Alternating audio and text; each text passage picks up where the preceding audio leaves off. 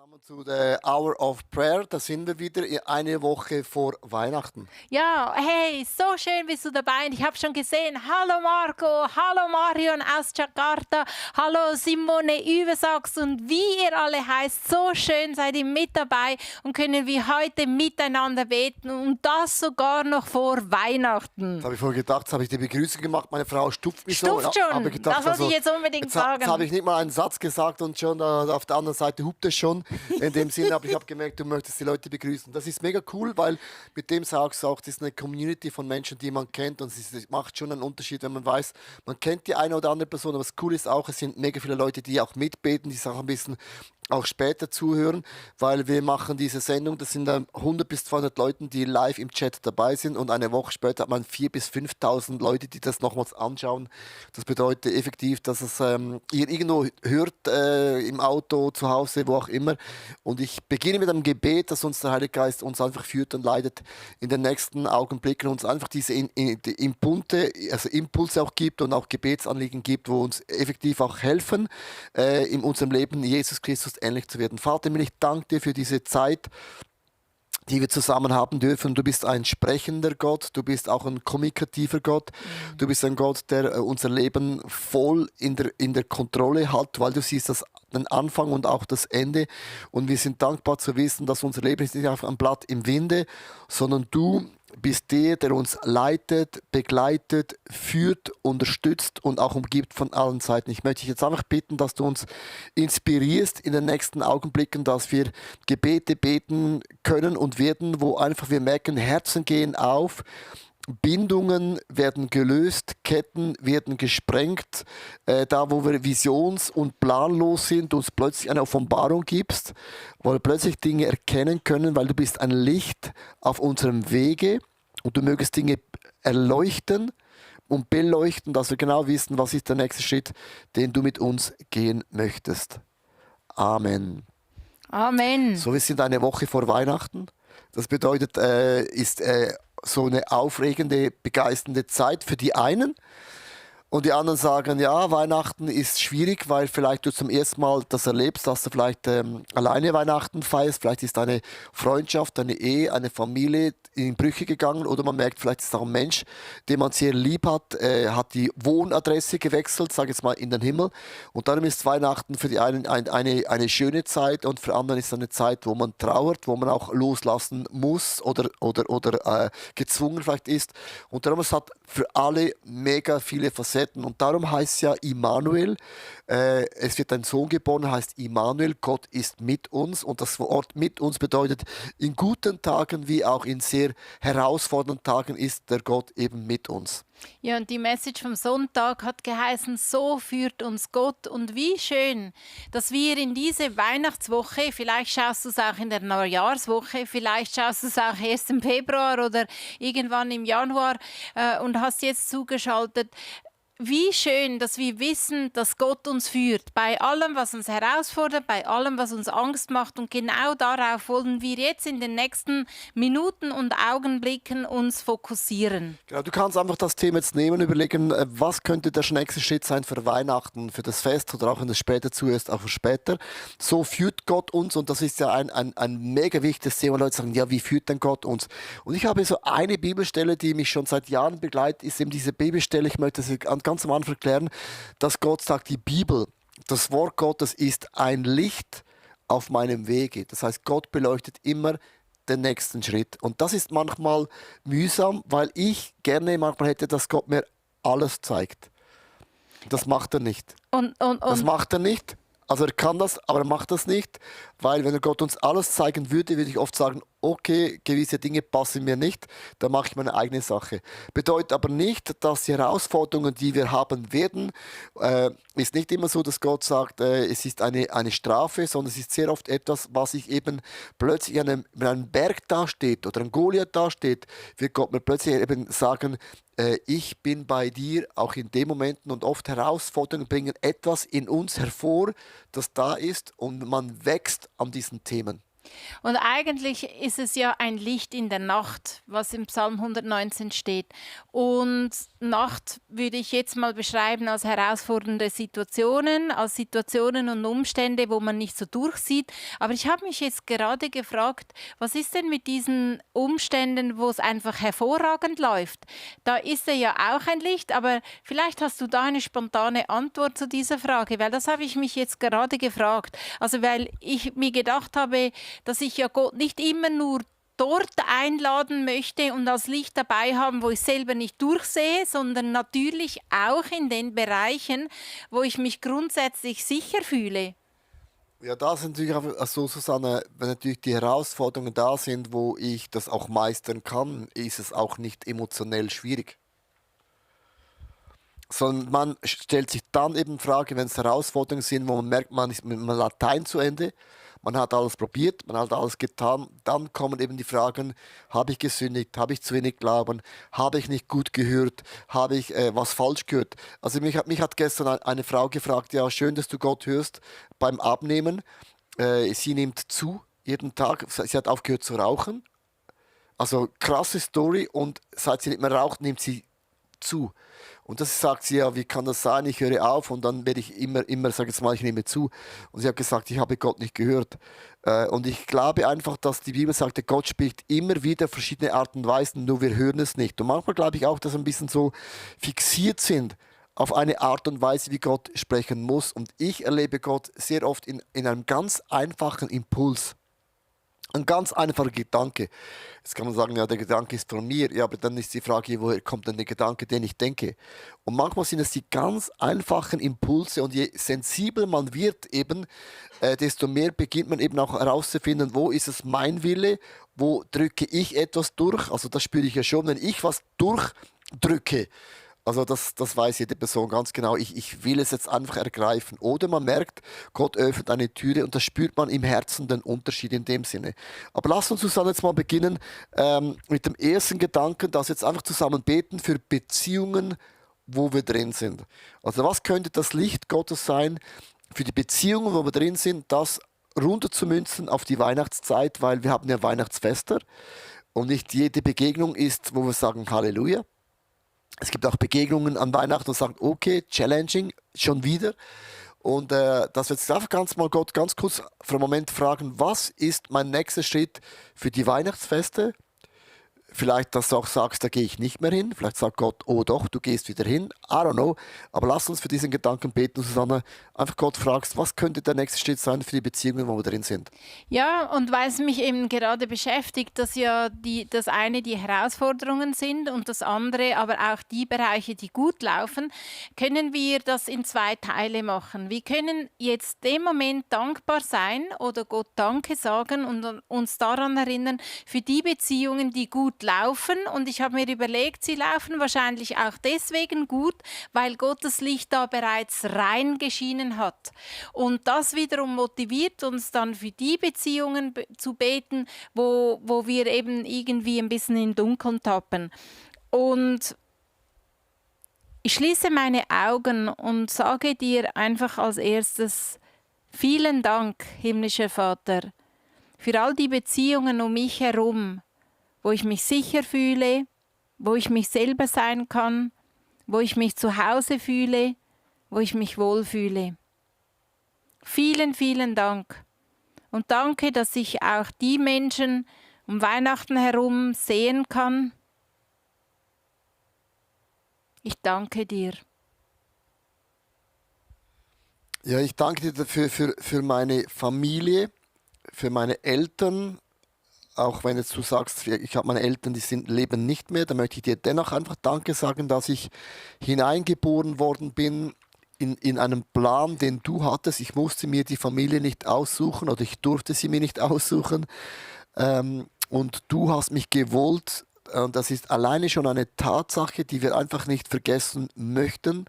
Weil in allen Herausforderungen, in allen Dingen, wo wir auch sagen, wow, Gottes Fingerabdruck und Gottes Handschrift ist sichtbar, will ich dir nicht aufhören, Danke zu sagen für deine Güte, für deine Treue, für deine Fürsorge, für deine Bewahrung, für deine Unterstützung. Alles, was ich habe, kommt von dir und alles, was ich auch noch brauche, kommt auch von dir. Und ich mache im Moment ich setze mich wie auf eine Bank hin und schaue mal alles an, was ich habe. Und ich merke, ich habe mehr, als ich mir das jemals erahnen oder erfühlen kann. Und ich schaue auch zurück und merke, du hast viele Wunder getan, die habe ich schon wieder vergessen. Also wir haben für viele Dinge gebetet, für Freundschaften, für Beziehungen, für Kinder, für einen Job, vielleicht für eine Berufung, für Finanzen, für Gesundheit. Und ich sagte einfach Danke, danke Vater im Himmel, für alles, was du mir anvertraut hast. Ja. Ich schaue jetzt nicht auf die Dinge, die mir weggenommen wurden oder Freundschaften, die zu Ende gingen, sondern ich schaue jetzt auf das, was du mir mal alles anvertraut hast. Das ist Dank und das ist Worship. Die Bibel sagt, mit einem dankbaren Herzen kommt man vor den Thron. Heißt nicht, dass wir unsere Probleme auf die Seite schieben, aber es ist wie ein Fokuswechsel, den wir jetzt zusammen bewusst machen. Und ich möchte dich jetzt einfach bitten, sag Gott Danke. Danke, danke für die Freundschaften, für die Beziehungen, für deine Eltern, für deinen Vater, für die Mutter, für deine Schwester, für deinen Bruder, für deine Kirche, für deine Small Group, für dein Ministry. Sag ihm Danke. Und währenddem du jetzt, ich möchte gerade in das Bild mit einsteigen mit der Bank, das hat mich angesprochen. Und währenddem du vielleicht die Augen geschlossen hast und dich auf dieser Bank siehst und all die Beziehungen durchgehst, dann merkst du plötzlich auch, dass da Beziehungen sind, wo es nicht ganz so entspannt ist. Und ich habe heute Morgen nochmal beim Gebets-Adventskalender, vielleicht bist du ihn am Schauen, bin ich nochmal auf dieses Gebet gekommen, Gebet bei Enttäuschungen. Und was ich mich heute nochmal daran erinnern möchte und zusammen mit dir daran erinnern möchte, dass wir nur Liebe und Mitgefühl weitergeben können an unsere Mitmenschen, an unsere Familienmitglieder vielleicht auch, die uns selber vielleicht enttäuscht haben, können wir es nur dann weitergeben, wenn wir es selber empfangen haben. Und deswegen, du hast vielleicht Beziehungen aus deiner Familie, in deinem Umfeld, die du an Weihnachten siehst, die dich bitter enttäuscht haben. Und jetzt möchte ich einfach genau für diese Situation beten. Und ich kann mich noch erinnern, es ist das Bild, wo die Blume verdorrt ist und wo das Herz gebrochen ist. Und durch die Kraft von dir, Jesus Christus, der nahe ist und der auf diese Welt gekommen ist und sündlos gestorben ist, sein Blut vergossen hat, ist es möglich, dass diese Enttäuschung symbolisiert durch das gebrochene Herz und die verdorrte Blume, nicht mein Leben länger bestimmt, sondern ich kann es dir abgeben. Diese Enttäuschung. Und du kannst das zu seinem Gebet machen, was ich jetzt bete. Ich komme aus diesem Enttäuschungsstatus, trete ich heraus.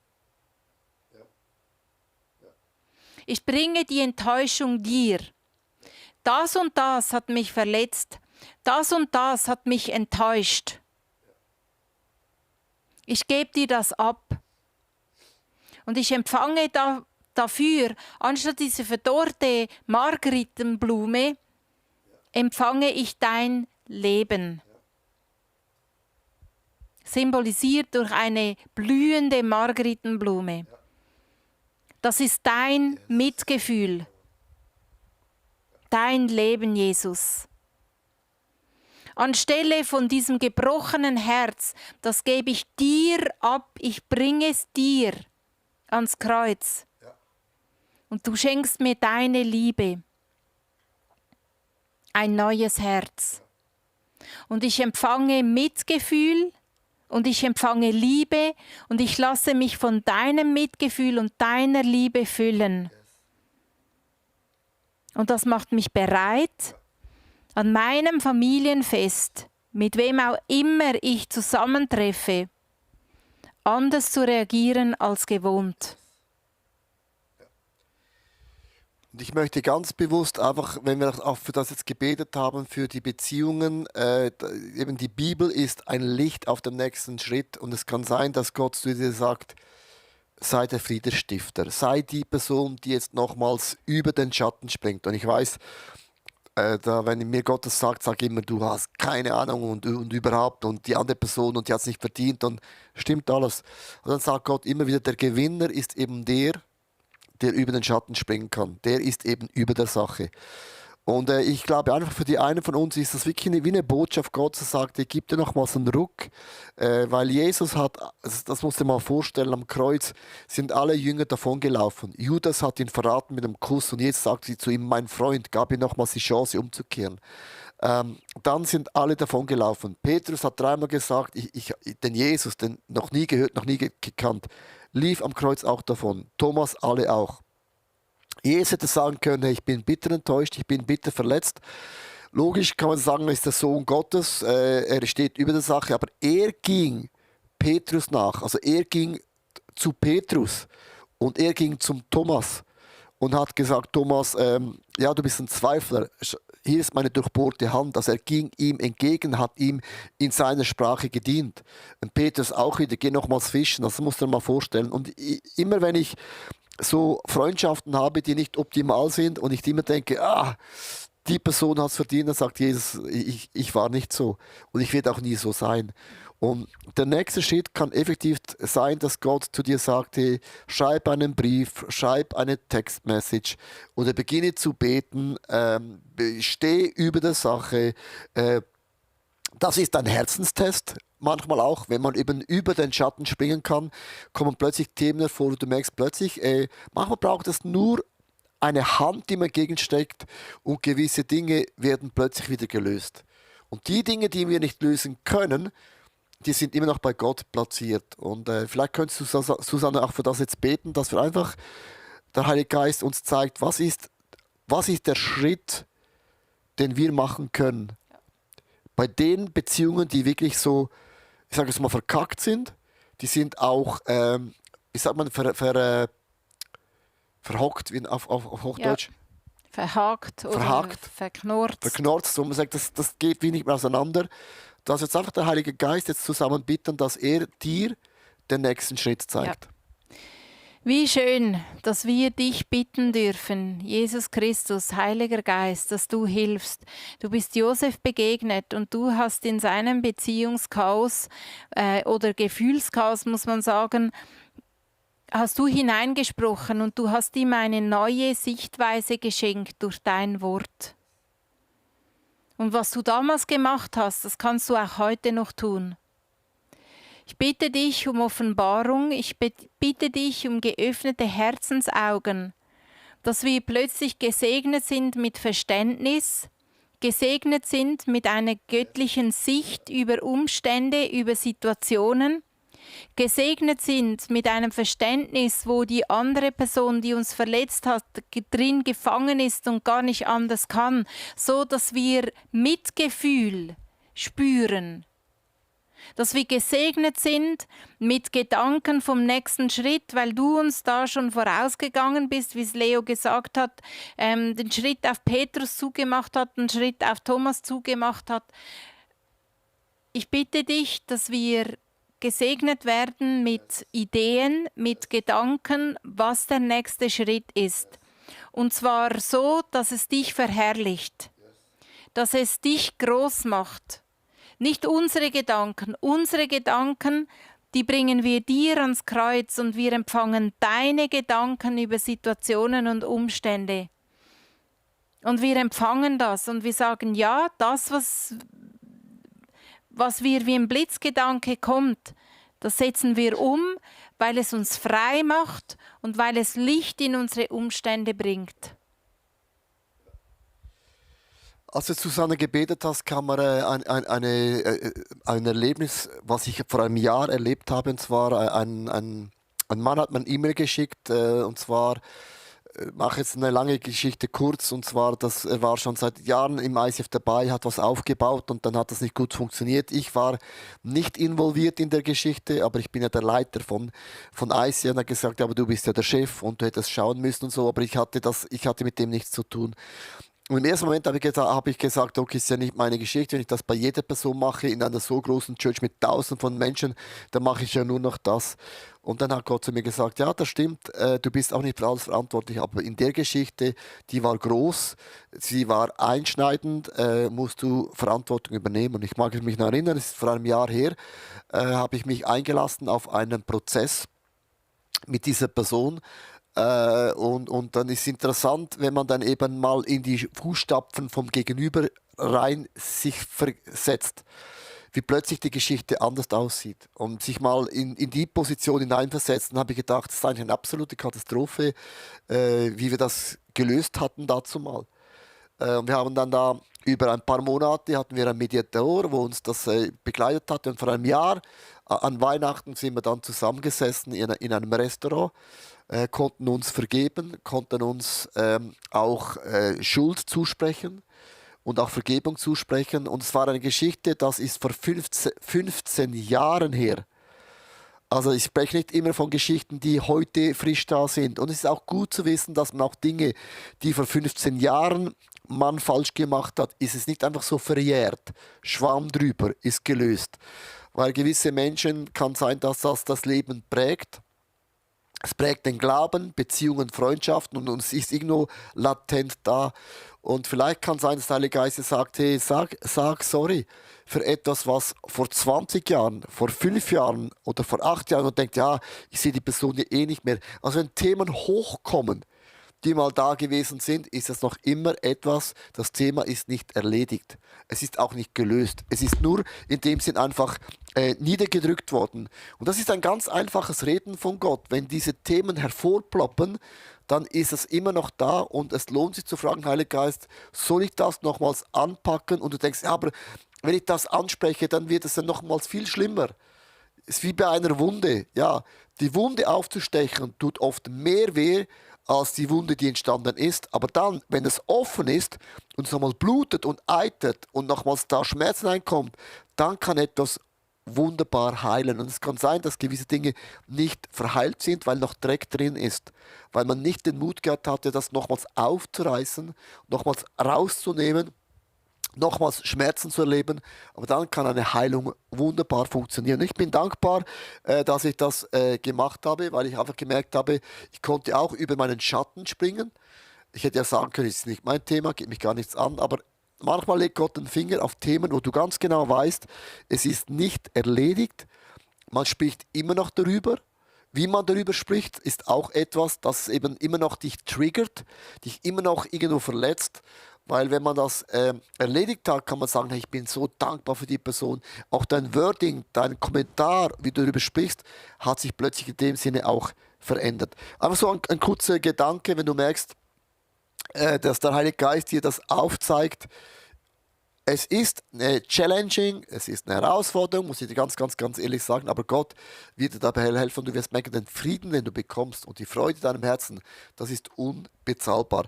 Das Zweite, wo wir gerne beten möchten, ist für den Lebensweg, dass Gott dir Licht schenkt für den Lebensweg, wo du drin bist und vielleicht kannst du so ein paar Gedanken zu dem sagen und dann werden wir wieder zusammen konkret beten. Der Lebensweg, das sind ja nicht unbedingt Beziehungen, sondern da bin ich mit mir selber oder mit meinen Umständen konfrontiert und du hast es gesagt, nicht immer sind die Umstände harmonisch oder es läuft rund. Jemand ist weggestorben, der uns sehr lieb war und ich muss mich damit auseinandersetzen und das wirft auch Fragen auf, es wirft verschiedene Gefühle auf und was mich in diesem Zusammenhang angesprochen hat, gerade mit Licht in unserem Lebensweg, ist eine Begebenheit aus der Apostelgeschichte, weil die Jünger haben Jesus gefragt, kommt jetzt nach deiner Auferstehung die Zeit, wo das, was du in den Propheten vorausgesagt hast, sich erfüllt, nämlich, dass du auf dem Thron Davids wieder sitzt und dass du Israel jetzt regierst, kommt das jetzt? Und du hast vielleicht eine andere Frage. Was mich beeindruckt ist, dass Jesus keine Antwort gibt darauf. Und zwar schweigt er nicht einfach, Das finde ich sehr positiv. Das wird er auch in deinem Leben nicht tun. Er schweigt nicht einfach vor sich hin und gibt keine Antwort. Aber er sagt vielleicht nicht das, was du hören möchtest oder was du erwartest. Er sagt, was hier steht in Apostelgeschichte 1, Vers 8. Er sagt, schau mal, der Zeitpunkt kann ich nicht sagen, aber was ich sagen kann, ist Folgendes. Ihr werdet, und es beginnt mit, aber ihr werdet, das nicht, aber dafür das. Aber ihr werdet den Heiligen Geist empfangen und durch seine Kraft meine Zeugen sein in Jerusalem und ganz Judäa und Samarien und überall auf der Erde. Und für was ich beten möchte, ist seine Kraft auf deinem Lebensweg und dass du sein Zeuge sein kannst. Und Zeuge kann man ja nur sein, wenn man etwas miterlebt hat. Genau. Ich denke, du könntest auch für das beten Zusammenhang, weil das am Ende vom Jahr ist auch etwas, was man sich dann überlegt, hey, wo möchte ich nächstes Jahr hingehen? Möchte ich diesen Job nochmals machen? Es ist immer so, am Ende vom Jahr, man bezahlt noch alle Rechnungen, man klingt das Jahr ja auch aus. Die einen sagen, heute hat mir jemand gesagt, hey, dieses Jahr kann ich einfach abhaken. Das war einfach, ich habe es überlebt, aber das ist jetzt nicht ein Jahr, wo ich mich noch möchte lange drüber freuen. Und dann ist aber wie eine Sehnsucht auch für das Nächste. Und es kann sein, dass du in deinem Berufsleben, was vielleicht auch deinen Dienst angeht in der Church oder dein Ministry oder deine Position in der Church, vielleicht hinterfragt man sich das alles. Und ich hätte manchmal auch gerne ein viel längeres Bild, dass ich sehen würde, wo würde unsere Kirche in 5 Jahren stehen. Das ist jetzt die gleiche Frage. Und Jesus sagt, aber ich gebe euch den Heiligen Geist, der die Kraft gibt für den nächsten Schritt. Und das werden wir jetzt auch beten, dass Gott uns eine Offenbarung gibt, was ist der nächste Schritt in meinem Berufsleben, im Dienst in der Church. Es kann auch so sein, dass Gott sagt, mach einen Break, eine Pause in der Church. Es schadet nicht. Also wenn man sagt, ja, ich mache ein Jahr eine Pause. Du bist ja nicht einfach, bist immer noch verheiratet mit Jesus. Und manchmal ist es auch gut, wenn man mal ein Jahr Pause von etwas macht, zumal wieder durchzuatmen und dann wieder frisch hineinzukommen. Dann kannst du auch beten, dass der Heilige Geist uns eine Offenbarung gibt für den nächsten Schritt. Ja, und ich möchte dir Danke sagen, himmlischer Vater, dass du nicht einfach möchtest, dass wir funktionieren. Und dass du auch nicht einfach die Kraft des Heiligen Geistes gibst, Hauptsache damit alles funktioniert und keine Probleme und Schwierigkeiten entstehen. Ich möchte dir Danke sagen und vor dich kommen mit der ganzen Online-Community, dass wir sehen, wo du die Kraft des Heiligen Geistes ausgießen möchtest in meinem Leben, in jedem einzelnen Leben.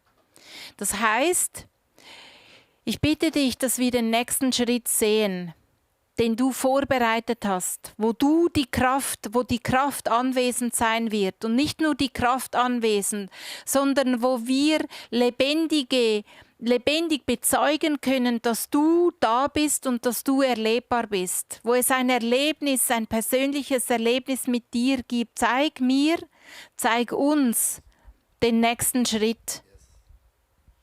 Und du bist ein Gott, der einfach uns den nächsten Schritt beleuchtet. Und ich bin einfach dankbar, dass ich jetzt einfach sagen will, und ich sage das bewusst, mein Leben steht in deinen Händen und auch meine Zeit steht in deinen Händen und mein Lebensweg steht in deinen Händen. Alles hast du vorgezeichnet, heißt es in der Bibel. Logisch, du gibst meinen freien Willen, das ist mir schon klar.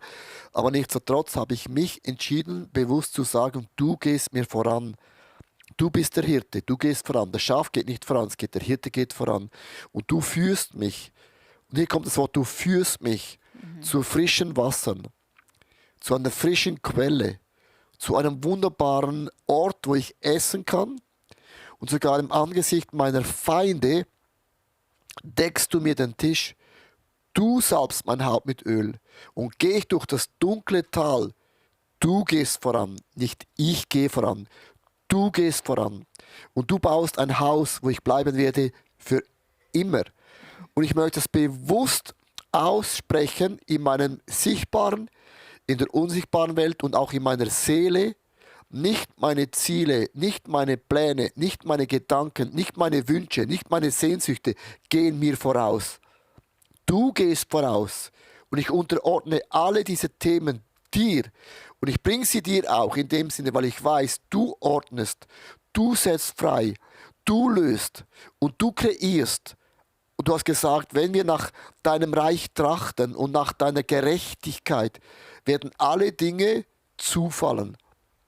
Und du lässt Dinge zufallen von meinen Wünschen, Sehnsüchten, Plänen, Gedanken, Zielen und auch Ambitionen. All das möchte ich nicht einfach kleinreden, auf die Seite schieben. Nein, ich lege sie dir in die Hände, weil ich drehe das Bild. Und darum sage ich, Vater im Himmel, du bist mein Hirte. Zeig mir den nächsten Schritt, den ich gehen soll an meiner Arbeitsstelle, in meiner Familie, in der Kirche, wo ich eingepflanzt bin, mit den Fähigkeiten, wo ich dienen kann, in dieser Church-Familie, damit etwas schöner wird, aber auch in meinen Finanzen, in meiner Gesundheit, in meinen Beziehungen, in den Ressourcen, die du mir anvertraut hast. All diese Dinge lege ich vor dir nieder.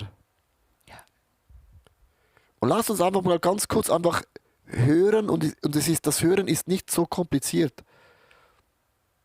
Es ist ein Gedanke, der kommt.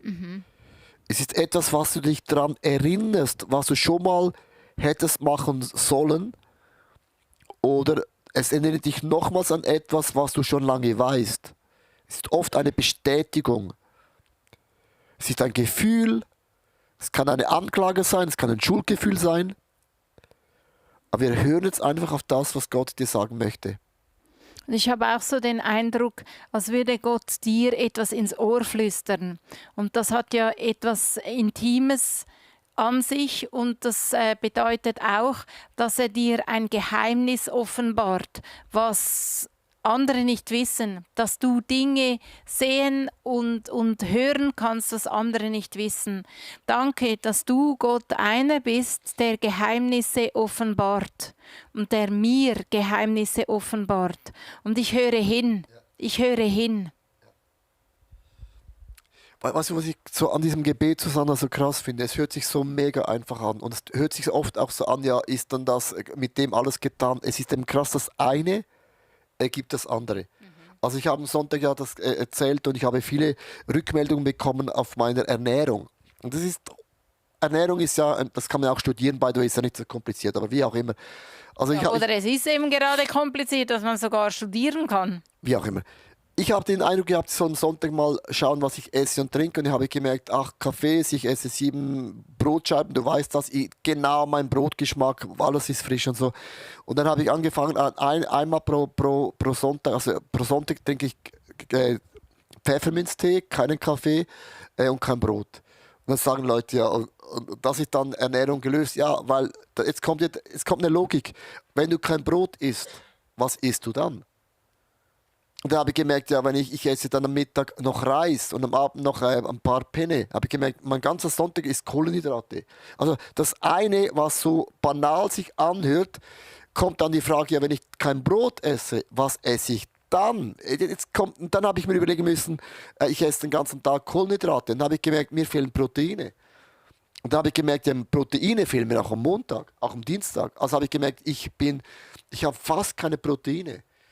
Und wie gesagt, das eine ergibt eine Frage, die man stellt, und die eine Frage ergibt das andere. Und darum, wenn Gott dir eine Sache zeigt, dann denken Leute, ja, mit dem ist ja das noch nicht gelöst an der Arbeitsstelle. Doch der eine Schritt ergibt den nächsten Schritt und den nächsten Schritt. Und das ist manchmal so unspektakulär, und so führt Gott uns, weil das konnte ich machen. Hätte Gott gesagt, so schaue ich mal die ganze Ernährung an, dann hätte ich vermutlich gesagt, das ist mir zu viel, ich habe keinen Bock, ich habe keine Energie.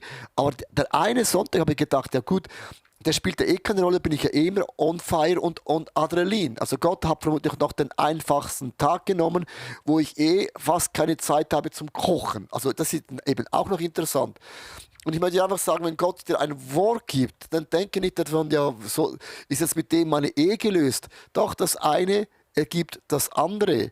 Weil plötzlich merkst du, wie bei einem Mosaik, man setzt das eine ein, merkst du, das passt da wieder rein. Und wie ein Puzzle. Und plötzlich gibt es ein Bild und ich möchte einfach sagen, die Bibel sagt, verachtet nicht die kleinen Anfänge.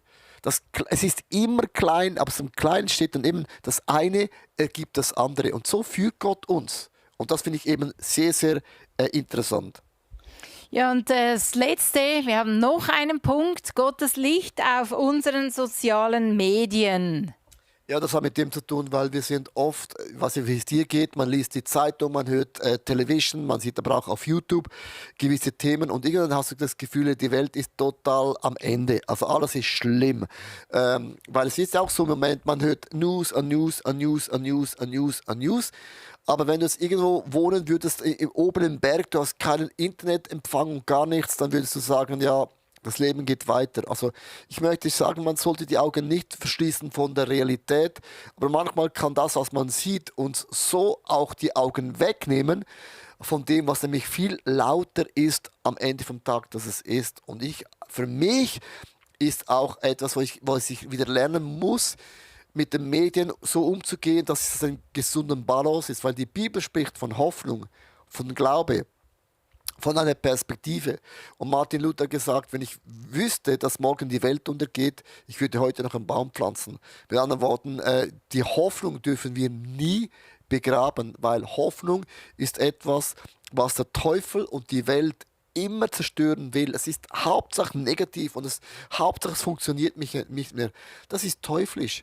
Weil Hoffnung ist etwas, ich glaube, dass Gott dennoch und trotzdem und sowieso zum Ziel kommen wird. Und darum ist es wichtig, dass wir uns füttern vom Wort Gottes, von der Perspektive von Jesus. Und was der Hirte mir sagt, ist oft ermutigender, als was ich alles andere hören möchte. Also nicht die Augen zumachen von der Realität der Welt, aber das ist nicht mein Fundament und es ist nicht meine Ermutigung und auch nicht da, wo ich hinschauen will. Weil wir sind gesetzt von Gott, einen Unterschied zu machen, wo auch immer Gott dich hingesetzt hat, weil du bist das Licht.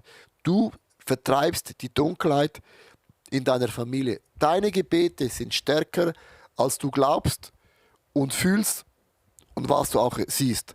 Und deine Gegenwart ist stärker, als du dich auch... Du denkst, ja, wer bin ich dann schon? Doch, du bist ein Sohn, eine Tochter Gottes. Du bist ein Botschafter, eine Botschafterin an der Stelle von Gott hier auf dieser Erde. Und ich möchte jetzt einfach beten, dass Gott dir eine gute Balance gibt mit Social Media, mit dem Internet, mit WhatsApp und Telegram umzugehen, dass du am Ende vom Tag lauter die Stimme Gottes hörst, als die Stimme der Welt und der Hoffnungslosigkeit.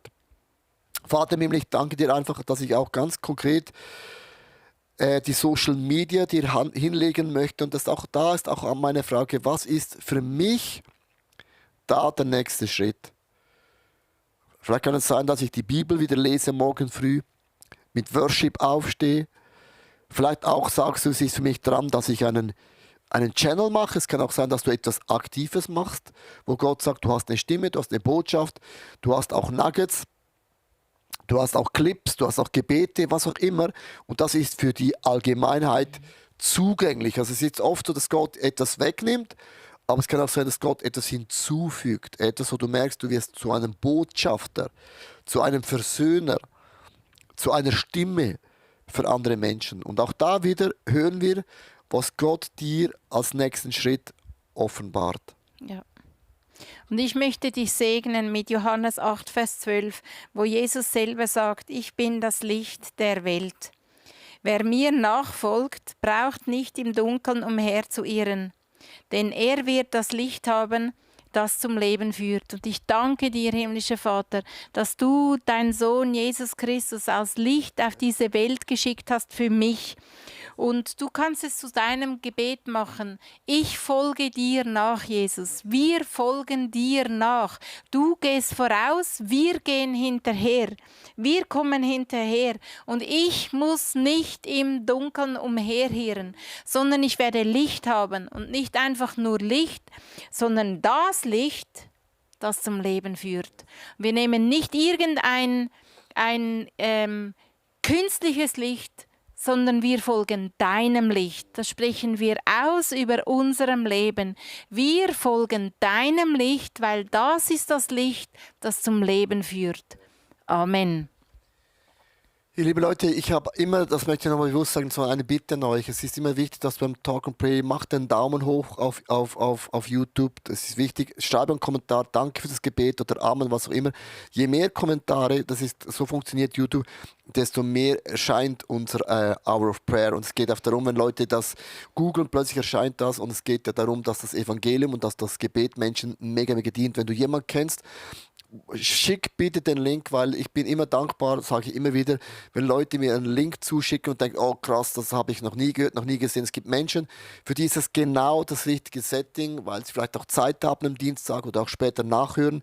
Auch unser Adventsgebetskalender ist auch etwas, was Tausende von Menschen hören. Auch eine Ermutigung, weil es ist eigentlich, wir beten.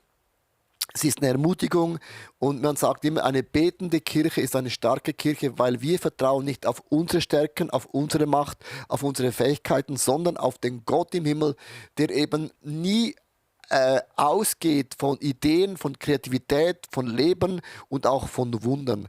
Und ich möchte dich jetzt bewusst für diese Weihnachtszeit segnen, weil es ist eine sehr einmalige Zeit, wie gesagt, für die einen Leute das schönste Fest des Jahres und andere sagen, das ist für mich wirklich eine Herausforderung, weil meine Familie und meine Konstellation ist alles andere als einfach optimal. Und darum, Vater im Himmel, ich bete jetzt für alle, die zuhören, einfach für den Segen. Wir brauchen deinen Segen. Ich bete für Bewahrung und auch Einheit. Du hast gesagt, wir sollen die Einheit bewahren. Wir sollen kämpfen für die Einheit. Und ich segne dich, dass Gott deine Familie, deine Verwandtschaft segnet, dass da, wo Dunkelheit ist, möchte ich im Namen von Jesus Christus sagen, der Geist vom Streit hat keinen Platz in deiner Familie. Der Geist der Rechthaberei hat keinen Platz. Der Geist der Eifersucht, wo man sich etwas nicht gönnt, hat keinen Platz. Der Geist vom Vergleichen hat keinen Platz. Der Geist von Zorn, von Wut, von Vergeltung. Alle diese Dinge, sage ich, soll aus deiner Familie rausgehen, im Namen von Jesus Christus. Und du hast uns Autorität gegeben. Du hast gesagt, wenn wir für die Kranken beten, wird es ihnen besser gehen. Und du hast gesagt, wenn die Leiter einer Kirche beten, wirst du deinen Arm bewegen. Und das möchte ich jetzt bewusst im Glauben aussprechen. Es ist nicht einfach so ein Gebet, ein bisschen so Honig um deinen Mund. Nein, es ist geistliche Autorität, die ich das Zepter in die Hand nehme für dich. Ich kämpfe mit dir jetzt, dass Ordnung in deine Familie reinkommt, dass Frieden wieder etabliert wird, dass Freude wieder das Fundament ist und ihr zusammen Gemeinschaft erlebt, die die Welt eben nicht in dem Maße hat. Und ich möchte auch beten für all die Leute, die wo was zerbrochen ist an einer Freundschaft, Beziehung, Familie, Ehe, auch für die Leute, die einen Lieben in den Himmel übergeben mussten. Ich bete einfach, dass der Trost Gottes dich tröstet. Etwas, was du sagen kannst, es übersteigt meinen Verstand, es versteigt die Logik und auch, wo ich drin bin in dieser Trauerphase. Ich möchte einfach sagen, in der Trauerphase laden wir nicht der Geist der Trauer ein, sondern den Geist Gottes, der mit uns weint, der mit uns kämpft, der uns umgibt von allen Seiten, der uns tröstet mit einem Trost, den die Welt niemals so trösten kann. Es ist ein Trost der Hoffnung, dass man sich wieder sieht im Himmel. Das ist eine Realität. Und ich sehne dich einfach mit dieser göttlichen Kraft, dass du weißt, der allmächtige Gott, der Schöpfergott, er, der Himmel und Erde erschuf. Es ist nicht einfach ein Gott, sondern er ist der Anfang. Dieser Gott, der am Anfang da war, der gleiche Gott, ist in deinem Leben mittendrin. Und ich sehe dich auch in dieser Liebe von diesem Sohn von Jesus Christus. Er kam auf diese Welt. Er verließ den Reichtum vom Himmel. Er verließ den perfekten Ort, wo es keine Krankheit, keinen Tod, kein Leiden, keine Ungerechtigkeit gibt. All das hat er. Er hat den Reichtum verlassen und kam in die Armut, in die Kälte von diesem Leben hinein. Und er nahm alles auf sich, damit wir nicht diesen Fluch tragen müssen, damit wir frei sind, damit unsere Sünden und Fehler für immer vergeben werden. Das musst du dir mal vorstellen, alles, was du gemacht hast und alles, was du noch machen wirst, das sagt Jesus, habe ich getragen am Kreuz, damit du vor Gott dem Vater stehen kannst und sagen kannst, Vater, hier bin ich.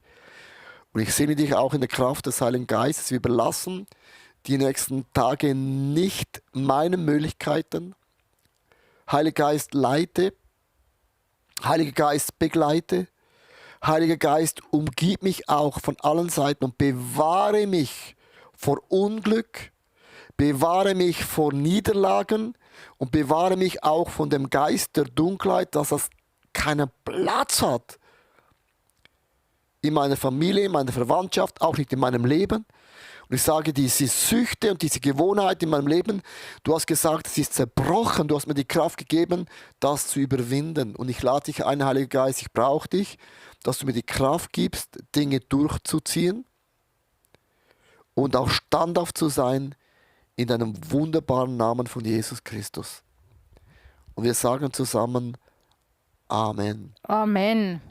Hey, liebe Leute, lasst uns, die Botschaft am Sonntag war, wenn das Licht kommt, das hört sich immer an so Licht. Licht bedeutet, Dunkelheit wird auf die Seite geschoben. Licht ist stärker als die Dunkelheit. Und vielleicht bist du die einzige Person in deiner Verwandtschaft, die an Jesus glaubt, dann geh an das Weihnachtsfest, weil du bist das Licht. Auch wenn du das Gefühl hast, du hast keinen Unterschied gemacht, doch in der unsichtbaren Welt, ich sag's dir, du wirst mehr bewegen, als du jemals gedacht hast, weil du bringst Glauben hinein, du hast gebetet und mit dir ist der Heilige Geist und es kann sein, dass eine Sache, die du sagst und alleine deine Gegenwart, dass du da bist, ist alleine schon ein Statement. Und lass uns diese einfach Zeit nutzen in der Familie oder dass Gott etwas wiederherstellt, was unmöglich gewesen ist, weil das größte Geschenk, das es überhaupt gibt, hat Gott mit seinem Sohn Jesus uns geschenkt, dass der Sohn Gottes kam auf diese Welt. Das hat keinen Platz in einem Paket, keinen Platz in einem St. Nikolaus Bag, keinen Platz, sondern das größte Geschenk wohnt in uns und das ist Jesus Christus. Und das möge dieses Weihnachtsfest dich daran erinnern, hey, ich bin so überreich beschenkt, meine Sünden sind mir vergeben worden, ich habe eine neue Perspektive und ich habe Hoffnung und ich muss nicht mehr mit den Dingen, die ich gemacht habe, weiterleben, weil Gott schlägt eine neue Seite auf und das ist Gnade. Gnade bedeutet, das habe ich absolut nicht verdient. Das ist die Weihnachtsbotschaft für dich. Also, wir sagen Schöne Weihnachten. Bis Und zum nächsten Mal. ciao zusammen. God bless you. Tschüss. Bye bye. Ciao.